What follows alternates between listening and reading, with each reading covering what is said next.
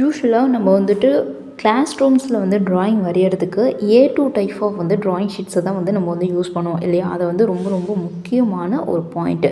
அதாவது வகுப்பறையில் வரைவதற்கு A2 அளவுள்ள வரைபடத்தாள் தான் வந்து சௌகரியமானது அப்படின்னு சொல்லி கொடுத்துருக்காங்க. அப்போது A2 அளவுள்ள வரைபடத்தாளினுடைய அன்ட்ரிம்டு சைஸ் என்னென்னா 450 × 625. ஓகேவா? அதுவே ட்ரிம்டு சைஸ்னா 420 × 594. அதுதான் வந்துட்டு A2 அளவுள்ள வரைபடத்தாளினுடைய ட்ரிம்டு அண்ட் அன்ட்ரிம்டு சைஸ் அப்படின்னு சொல்லிட்டு சொல்லலாம். தென் வரைபடத்தாளினுடைய அகலத்திற்கும் நீளத்திற்கும் உள்ள விகிதம் கேட்டிருக்காங்க. ரொம்ப ரொம்ப முக்கியமான ஒரு பாயிண்ட். அதாவது அகலம் அண்ட் நீளம். யூஸ்வலாக நம்ம நீள அகலம்னா அதாவது √2:1 அப்படின்னு சொல்லிட்டு சொல்லலாம். அவங்க கேட்டிருக்கிறது அகலம் அண்ட் நீளம். ஸோ 1:√2. இது ரொம்ப ரொம்ப ஒரு முக்கியமான ஒரு பாயிண்ட்டு. அதே மாதிரி A0 வரைபடத்தாளினுடைய பரப்பளவு. இப்போ A0 அளவுள்ள ஒரு வரைபடத்தாளை வச்சு நம்ம ஒரு ட்ராயிங் பண்ண போகிறோம். அது எந்த அளவுள்ள பரப்பளவை கவர் பண்ணணும் அப்படின்னா 1 சதுர மீட்டர் பரப்பளவு உள்ள ஏரியாவை வந்து கவர் பண்ணும். ஓகேவா? அப்போது A0 வரைபடத்தாளினுடைய பரப்பளவு சைஸ் என்ன அப்படின்னா 880. இந்த சைஸ் என்னென்னா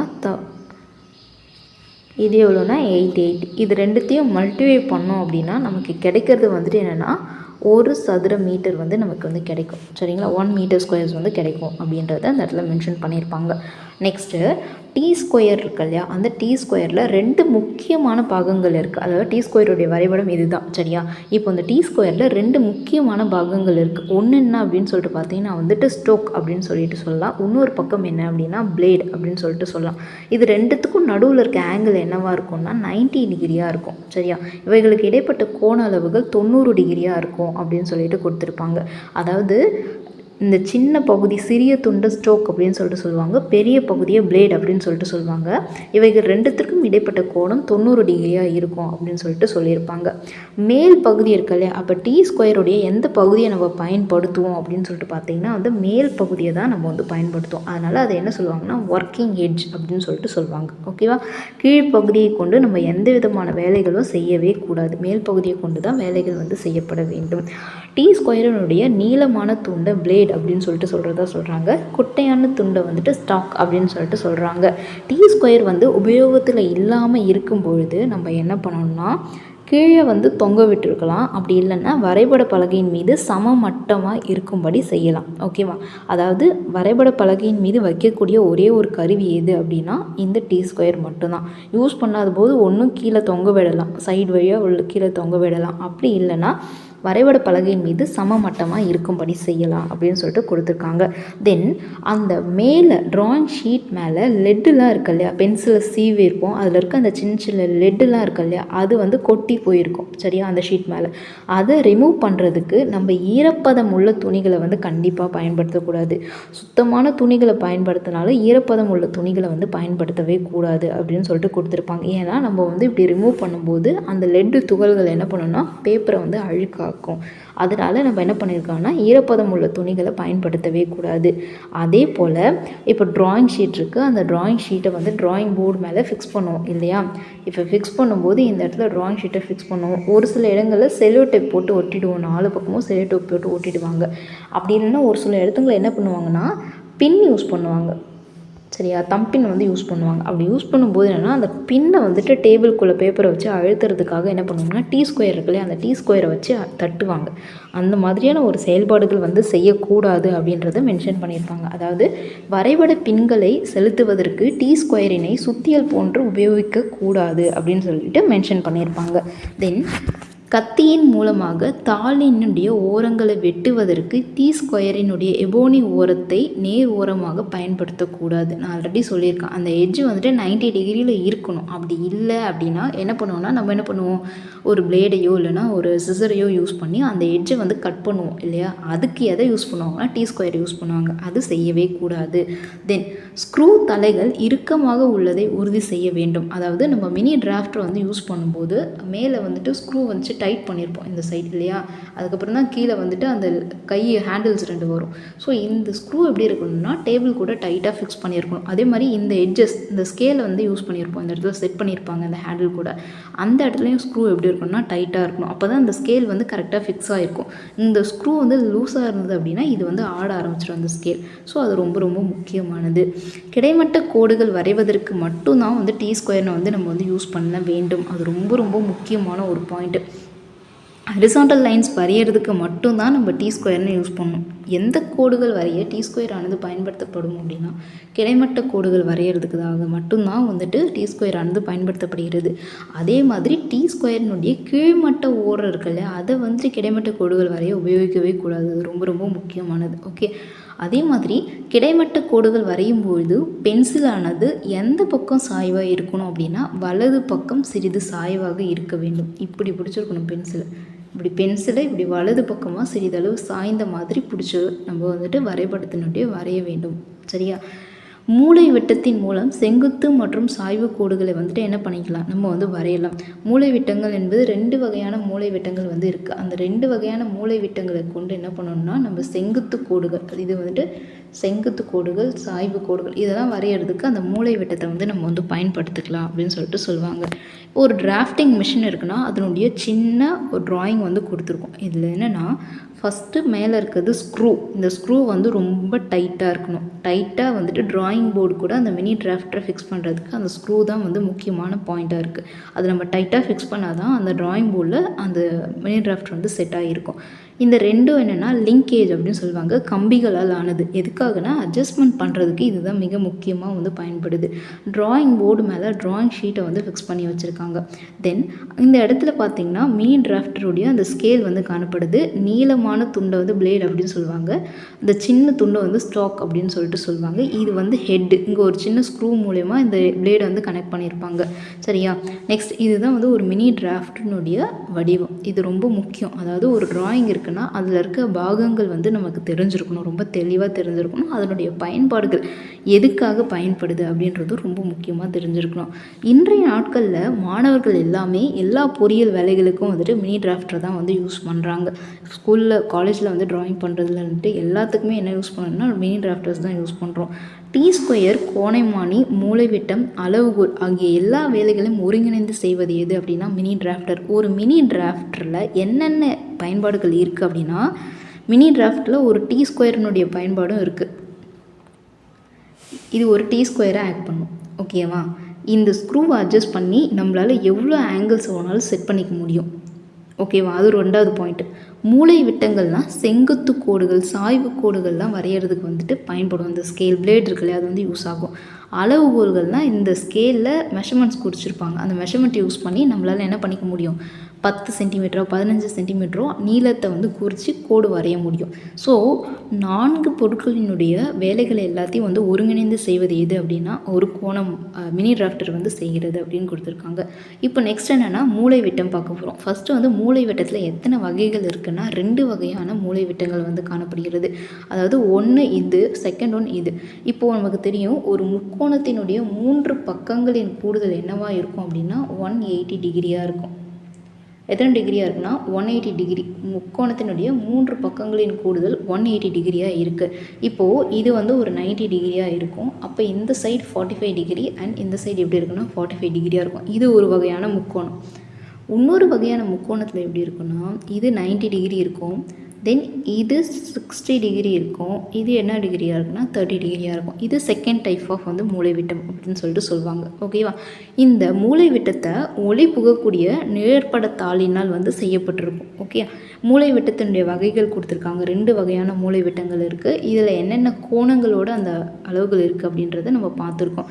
இப்போது ஒரு ட்ராயிங் போர்டு யூஸ் பண்ணி நம்ம ஒரு ட்ராயிங்கை வரைய போகிறோம். இப்போ நம்ம அந்த ட்ராயிங்கை வரைகிறதுக்கு முன்னாடி ட்ராயிங் ஸ்கேலை வந்து ஃபிக்ஸ் பண்ணணும். சரியா.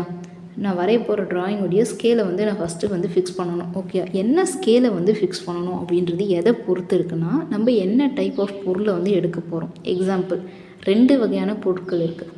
ஏதோ மிகப்பெரிய கட்டிடத்தை எடுத்து நான் வரைபடம் வரைய போகிறேன். அப்படி இல்லைனா ஏதோ ஒரு சின்ன ஸ்க்ரூ மாதிரியான ஒரு ஐட்டம்ஸ் இருக்குது, அந்த எடுத்து நான் ட்ராயிங் வரைய போகிறேன். இப்போது எக்ஸாம்பிளுக்காக இந்த ரெண்டுத்துக்கும் என்னென்ன வகையான ஸ்கேல்ஸ் நான் யூஸ் பண்ணலாம் அப்படின்னு சொல்லிட்டு பார்த்தீங்கன்னா, இப்போ ஆக்சுவல் சைஸு 1:1 தான் ஆக்சுவல் சைஸ். இந்த மாதிரியான மிக சிறிய பொருட்களை நம்ம ட்ராயிங் ஷீட்டில் வரையும்போது அது இருக்க அளவை விட மிக பெரிதாக வரைவோம் இல்லையா? அப்போது அதை இன்னும் கொஞ்சம் என்ன பண்ணுவோம், பெரிதாக்கி காட்டுறதுக்காக மிகைப்படுத்தப்பட்ட அளவுகளை வந்து பயன்படுத்துவோம். இந்த மாதிரி பெரிய பொருட்களை நம்ம ட்ராயிங் ஷீட்டில் வரையும் போது சிறியதாக வரைவோம். அதுக்கு நம்ம என்ன பண்ணுவோம்னா, குறைக்கப்பட்ட அளவுகளை வந்து பயன்படுத்துவோம். ஆல்ரெடி இருக்க சைஸை விட ரிடியூஸ் பண்ணி, இங்கே வந்துட்டு ஒரு 10 மீட்டர் இருக்குது அப்படின்னா நான் அதை என்னுடைய ட்ராயிங் ஷீட்டில் 10 சென்டிமீட்டராக குறிப்பேன். அதான் வந்து குறைக்கப்பட்ட அளவுகள். ஓகே, இதுவே இங்கே 1 சென்டிமீட்டர் இருக்கிறது நான் ட்ராயிங் ஷீட்டில் என்னென்னு குறிச்சேன்னா 10 சென்டிமீட்டர்னு குறிச்சேன்னா அது மிகைப்படுத்தப்பட்ட அளவுகள், அதாவது பெரிதாக்கப்பட்ட அளவுகள் அப்படின்னு சொல்லிட்டு சொல்லுவாங்க. இப்போது நான் எடுக்கிற அந்த அளவுகளினுடைய சைஸ் எதை பொறுத்து இருக்குன்னா, நான் என்ன பொருளை சூஸ் பண்ணுறேன் அப்படின்றத பொறுத்தும், என்ன டைப் ஆஃப் தாளை சூஸ் பண்ணுறேன் அப்படின்றத பொறுத்தும் தான் அந்த அளவுகளினுடைய சைஸ் இருக்குது அப்படின்றத சொல்லியிருக்காங்க. இப்போது ஒரு பொருளின் அளவை சார்ந்து பயன்படுத்தப்படுகின்ற அளவுகோல்களை வைத்து முழு அளவு, குறைக்கப்பட்ட அளவுகள், பெரிதாக்கப்பட்ட அளவுகள் அப்படின்னு சொல்லிட்டு 3 வகையில் வந்து வரைபடங்களானது வரையப்படுகிறது. இப்போது ஆக்சுவல் சைஸ், நான் ஒரு ஸ்கேல் இருக்குது, 15 சென்டிமீட்டர் நீளமுள்ள ஒரு ஸ்கேல் இருக்குது. அந்த 15 சென்டிமீட்டர் நீளமுடைய ஸ்கேலை ட்ராயிங் ஷீட்டில் வரைய போகிறேன் அப்படின்னா, இந்த 15 சென்டிமீட்டர் நீளத்தையே கொண்டு வரைஞ்சிட்டேன் அப்படின்னா இது வந்து ஆக்சுவல் சைஸ் அப்படின்னு சொல்லிட்டு சொல்லுவாங்க. 1:1. ஓகே, இது வந்து முழு அளவு அப்படின்னு சொல்லிட்டு சொல்லுவாங்க. இருக்க அளவை கொண்டு அது அப்படியே வரையிறது. இன்னொரு அளவு, மிகப்பெரிய ஒரு பில்டிங் இருக்குது, அந்த பில்டிங்கை நான் ஒரு சின்ன ட்ராயிங் ஷீட்டில் வரைய போகிறேன் அப்படின்னா நான் என்ன பண்ணுவேன்னா, இங்கே வந்து 10 மீட்டர் இருக்குது அப்படின்னா நான் அதை என்ன பண்ணுவேன்னா 10 சென்டிமீட்டர் அப்படின்னு குறிப்பேன். இது வந்து என்னென்னா குறைக்கப்பட்ட அளவுகள். என்ன அளவுகள்? குறைக்கப்பட்ட அளவுகள். நான் ஆல்ரெடி சொன்ன மாதிரி ஒரு சின்ன ஸ்க்ரூ இருக்கும், அந்த ஸ்க்ரூவை நான் ட்ராயிங் ஷீட்டில் வரையும் போது இங்கே வந்து 1 சென்டிமீட்டர்னு இருக்குது. அந்த ஸ்க்ரூவுடைய சைஸ் ரொம்ப சின்னதாக இருக்கும், அதெல்லாம் மைனூட்டான சின்ன சின்ன பொருட்களாக இருக்கும், உபகரணங்களாக இருக்கும். அதை நான் ட்ராயிங் ஷீட்டில் வரைகிறேன். எங்கே யூஸ் ஆகும்னா மெக்கானிக்கல் ஸ்டூடெண்ட்ஸ்க்கு யூஸ் ஆகும். ஸோ அந்த மாதிரி வரையும் பொழுது இங்கே 1 சென்டிமீட்டர்ன்றதை நான் என்ன அளவில் வரைவேன்னா 10 சென்டிமீட்டர்ஸ். ஏன்னா அதை வந்து தெளிவுபடுத்தி என்ன வடிவத்தில் எந்த அளவில் எப்படி இருக்குது அப்படின்ற அதனுடைய வரைபடத்தை வந்து பெருசாக காட்டுறதுக்காக நான் என்ன யூஸ் பண்ணுறேன்னா 10 சென்டிமீட்டர். 1 சென்டிமீட்டர் சைஸில் இருக்கிறத நான் 10 சென்டிமீட்டராக மிகைப்படுத்தி காட்டுறேன். அதுக்கு பேர் என்னென்னா பெரிதாக்கப்பட்ட அளவுகள் அப்படின்னு சொல்லிட்டு சொல்கிறாங்க. இதுதான் பயன்படுத்தப்படுகின்ற அளவுகோலை சார்ந்து 3 அளவுகளில் வரைபடம் வரையப்படுகிறது. முழு அளவு, குறைக்கப்பட்ட அளவு மற்றும் பெரிதாக்கப்பட்ட அளவுகள் அப்படின்னு சொல்லிட்டு சொல்லியிருக்காங்க. அதே மாதிரி இன்ஜினியரிங் ஸ்கேல் இருக்கு இல்லையா, அந்த பிஐஎஸ்னுடைய சிபாரிசின் படி வந்துட்டு 8 வகையான இன்ஜினியரிங் ஸ்கேல்ஸ் வந்து இருக்குது. ரொம்ப ரொம்ப முக்கியம். இன்ஜினியரிங் ஸ்கேல்ஸுடைய வகைகள் எத்தனைன்னா 8 வகைகள் வந்து காணப்படுது. நெக்ஸ்ட் ஒன், ஒளிப்புகும் நிழற்பட தாள்களை கொண்டு செய்யப்பட்ட ஒரு அமைப்பு எது அப்படின்னா கோணமானி, அதாவது நம்ம பாகைமானி அப்படின்னு சொல்லுவோம் இல்லையா. அது வந்து எப்படி செஞ்சுருக்காங்கன்னா ஒளி புகக்கூடிய நிழற்பட தாள்களை கொண்டு வந்து செய்யப்பட்டிருக்கு அப்படின்னு சொல்லிட்டு கொடுத்துருக்காங்க. இது 2 வடிவங்களில் கிடைக்கும், அதாவது அரைவட்ட வடிவம் மற்றும் முழு வடிவங்களில் வந்து கிடைக்கிது. முழு வடிவமாக இருந்தால் 0 to 360 வரையும் இருக்கும். இது அரைவட்டமாக இருந்தால் 180 டிகிரி வரையும் நமக்கு கிடைக்கும். 0 to 180 டிகிரி வரையும் கிடைக்கும்.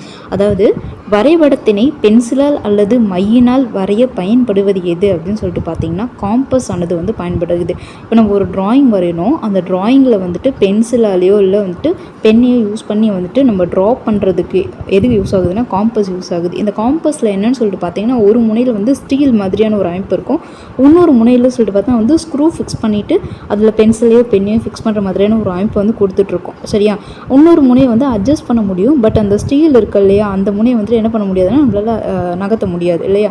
அது வந்து பாயிண்ட்டை குறிக்கிறதுக்காக யூஸ் ஆகும். ஸோ காம்பஸினுடைய ஒரு முனையில் கீழ் அசைவுகள் வந்து பொருத்தப்பட்டிருக்கு.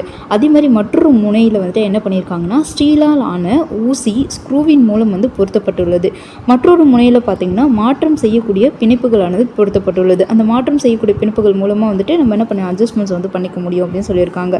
தென் டிவைடர்ஸ், அதாவது காம்பஸ் மாதிரியான இன்னொரு உபகரணம் எது அப்படின்னு பார்த்தீங்கன்னா டிவைடர்ஸ். இது எப்படி இருக்குன்னா தட்டையா உருளையா 2 வடிவங்களில் வந்து கிடைக்கிது. சரிங்களா, அதாவது டிவைடர்ஸ் பார்த்திங்கன்னா காம்பஸ் மாதிரியே இருக்கக்கூடிய ஒரு உபகரணம் எதுனா டிவைடர்ஸ். இது எப்படி இருக்குன்னா தட்டையாகவும் கிடைக்கும், உருளையாகவும் வந்துட்டு நமக்கு வடிவமைக்கப்பட்டிருக்கு. இதனுடைய பணிகள் என்ன அப்படின்னு பார்த்தீங்கன்னா ஒரு கோடு இருக்குது இல்லைனா ஏதோ ஒரு வளைவு இருக்குது அப்படின்னா அதை சம பாகங்களாக பிரிக்கணும் அப்படின்னா நம்ம அந்த டிவைடர்ஸ் வந்து யூஸ் பண்ணலாம். டிவைடர்ஸ் அப்படின்னு சொல்லிட்டு பார்த்திங்கன்னா வந்து பிரித்து எடுக்கிறது, டிவைட் பண்ணி ஒவ்வொரு போர்ஷன்ஸாக டிவைட் பண்ணி எடுக்கிறது. சரி, அதே தான். அப்போ ஒரு வளைவையோ நேர்கோடுகளையோ சம பாகங்களாக பிரிக்க உதவுவது எது அப்படின்னா டிவைடர்ஸ். அதாவது வரைபடத்தினுடைய ஒரு பாகத்தில் அளவிலிருந்து மற்றொரு பாகத்திற்கு வந்துட்டு இந்த டிவைடர்ஸ் என்ன பண்ணுன்னு சொல்லி பார்த்தா வந்துட்டு அளவை மாற்றுறதுக்கு வந்து பயன்படுகிறது. அதே மாதிரி வரைபடத்திற்கு தேவையான அளவுகளை அமைப்பதும் இதனுடைய பணியாக இருக்குது அப்படின்னு சொல்லிட்டு கொடுத்துருக்காங்க.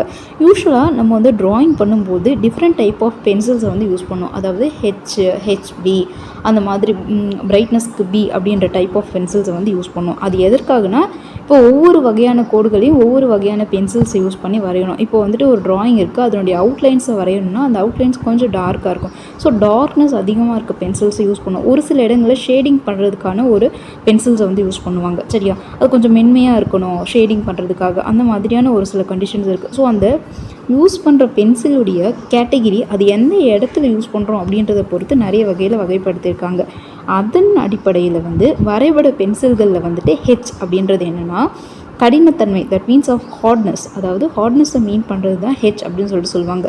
பி இஸ் ஈக்குவல் டு சொல்லி பார்த்தீங்கன்னா பிரைட்னஸ், இது வந்து மென்மை தன்மையை வந்து ஏற்று வரிசையில் குறிப்பது எது அப்படின்னா பி.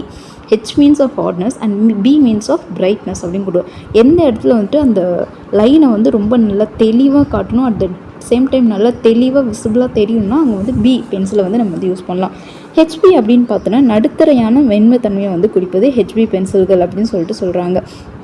ஒரு பென்சில் இருக்குது, அந்த பென்சிலில் வந்துட்டு லெட் இருக்கு இல்லையா, அந்த லெட்டை வந்துட்டு நம்ம ஷார்ப் பண்ணுறோம். அந்த ஷார்ப் பண்ணுறதுலேயே வந்துட்டு நிறைய வகைகள் இருக்குது. அதாவது பார்த்திங்கன்னா லெட்டுடைய பென்சிலில் வந்துட்டு உருளை வடிவமாக வந்துட்டு நம்ம வந்து ஷார்ப் பண்ணலாம். அப்படி இல்லைன்னா கூம்பு வடிவமாக வந்து நம்ம வந்து ஷார்ப் பண்ணலாம். நெக்ஸ்ட்டு என்னென்னா உளி வடிவம் அப்படின்னு சொல்லிட்டு சொல்லுவாங்க. அந்த மாதிரி வடிவங்களை வந்து நம்ம ஷார்ப் பண்ணலாம். இல்லைனா பீவேல் வடிவம் அப்படின்னு சொல்லிட்டு சொல்லுவாங்க. இந்த 4 வகைகளில் பென்சிலுடைய லெட்டினை வந்து நம்ம என்ன பண்ண முடியும்னா கூர்மையாக்க முடியும். நம்மளுடைய தேவைகளுக்கு ஏற்ப மாதிரி தான் அந்த லெட்டுடைய டிப் இருக்குல்ல அதை வந்து வச்சுப்போம். அந்த டிப்போடைய அளவு வந்துட்டு வெவ்வேறு வகை வடிவங்களில் வந்து காணப்படுது. அது என்னென்ன வடிவங்கள்லாம் உருளை வடிவம், கூம்பு வடிவம், பேவல் வடிவம் மற்றும் முடி வடிவம் அப்படின்னு சொல்லிட்டு 4 வகையான வடிவங்களை வந்து கிடைக்குது அப்படின்னு சொல்லிட்டு கொடுத்துருப்பாங்க. யூஸ்வலாக நம்ம ட்ராயிங் பண்ணிகிட்டு இருக்கும்போது என்ன வகையான பென்சில் யூஸ் பண்ணுவோம் அப்படின்னா மெக்கானிக்கல் கிளச் அப்படின்ற டைப் ஆஃப் பென்சில்ஸ் தான் வந்து யூஸ் பண்ணுவாங்க.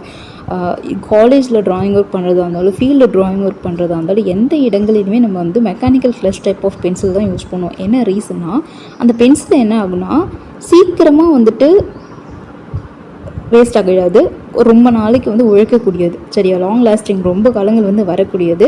At the same time rate பார்த்திங்கன்னா ரொம்ப காஸ்ட்லியாக இருக்காது, ரொம்ப கம்மியாக இருக்கும். சரியா, அது மாதிரி அடிக்கடி கூர்மை செய்யணும் அப்படின்ற ஒரு அவசியம் கிடையாது. நம்ம ஒன்ஸ் வந்து ஷார்ப் பண்ணிட்டோம் அப்படின்னா ரொம்ப நேரத்துக்கு வந்து அது வந்து ஷார்ப் பண்ணணும்னு தேவை கிடையாது, நம்ம அதை யூஸ் பண்ணிக்க முடியும். சரியா, அதே மாதிரி பென்சிலை வந்து யூஸ் பண்ணுறது ரொம்ப ஈஸியாக இருக்கும், கம்ஃபர்டபுளாக இருக்கும் யூஸ் பண்ணுறதுக்கு. ஸோ 4 பாயிண்ட் இம்பார்ட்டண்டான பாயிண்ட். ஃபர்ஸ்ட் பாயிண்ட் என்னென்னா நம்ம வாங்குகிற பென்சில் வந்து ரேட் வந்து கம்மியாக இருக்கும், ரொம்ப காலத்துக்கு வந்து உழைக்கக்கூடியது, அதை அடிக்கடி ஷார்ப் பண்ணணுன்ற அவசியங்கள் கிடையாது. கடைசியாக பென்சில் வந்து ரொம்ப யூஸ் பண்ணுறதுக்கு நமக்கு என்னென்னா ஈஸியாக இருக்கும். சரியா, விலையும் வந்து ரொம்ப குறைவாக இருக்கும். இதுதான் வந்து மெக்கானிக்கல் கிளச் டைப் ஆஃப் வந்து பென்சில். சரியா, இதுதான் மோஸ்ட் காமனாக வந்துட்டு யூஸ் பண்ணப்படுகிறது. வணிக ரீதியாகவும் வரைபட வரவியலாளர்கள் முன்னுரிமை அளிக்கும் பென்சில் வகை எது அப்படின்னா மெக்கானிக்கல் கிளச். என்ன ரீசன்ஸ்னால் அப்படின்னா மேலே சொன்ன 4 காரணங்களால் தான். அதனால தான் டிராஃப்ட்மேன்ஸ் வந்து மோஸ்ட் ஆஃப் யூஸ் பண்ணுறது இந்த mechanical clutch type of pencils தான் வந்து யூஸ் பண்ணிகிட்டு இருக்காங்க. ஒரு பென்சிலை நம்ம யூஸ் பண்ணி ஒரு ட்ராயிங் பண்ணும்பொழுது என்னென்ன ரூல்ஸை வந்து நம்ம ஃபாலோ பண்ணணும் அப்படின்றது ரொம்ப முக்கியமான ஒரு விஷயம். நம்ம வந்து ட்ராயிங் பென்சிலை யூஸ் பண்ணி ட்ராயிங் வரைய ஸ்டார்ட் பண்ணிட்டோம் அப்படின்னா நம்ம மாட்டுக்கிட்டு வந்துட்டு கடைசி வரையும் அதை எந்த விதமான ஒரு ப்ரொசீஜர்ஸையும் ஃபாலோ பண்ணாமல் ட்ரா பண்ணக்கூடாது. அப்போ நமக்கு கிடைக்கிற வரைபடம் எப்படி இருக்குன்னா துல்லியத்தன்மையோட அதனுடைய தரம் வந்துட்டு துல்லியத்தரமாக இருக்காது. அட் த சேம் டைம் அதனுடைய தரம் வந்து மிக குறைவாக காணப்படும். ஸோ அந்த பென்சிலை நம்ம வந்து கரெக்டாக யூஸ் பண்ணால் தான் அந்த ட்ராயிங் வந்துட்டு அக்யூரேட்டாக துல்லியமாகவும் நல்ல தரமுடையதாகவும் நமக்கு வந்து கிடைக்கும். ஸோ அப்போ நம்ம பென்சில்ஸ் யூஸ் பண்ணும்போது ஒரு சில ரூல்ஸ் அண்ட் ரெகுலேஷன்ஸை வந்து ஃபாலோ பண்ணணும். என்னென்ன ரூல்ஸ் அப்படின்னா கூர்மையான பென்சில்களை தான் வந்து வரைபடங்கள் வரைய வந்து நம்ம பயன்படுத்துகிறோம். ஓகே, பென்சில் யூஸ் பண்ணும்போது அதனுடைய டிப்பு வந்துட்டு மழுங்கி போகுது அப்படின்னா நம்ம என்ன பண்ணணும், அதை அடிக்கடி என்ன பண்ணணும், ஷார்ப் பண்ணிக்கிட்டே இருக்கணும். இது ஃபஸ்ட்.